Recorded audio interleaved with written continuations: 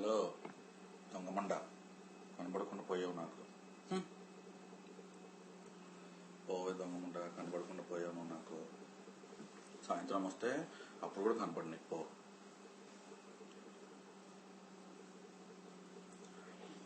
నేను ఏం చెప్పాను? నేను నీకు ఏ టైంకి కనబడతా అని చెప్పాను నేను నీకు.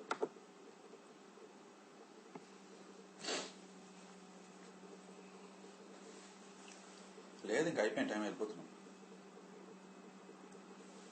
అవును, స్టైల్ ఏంటి నువ్వు?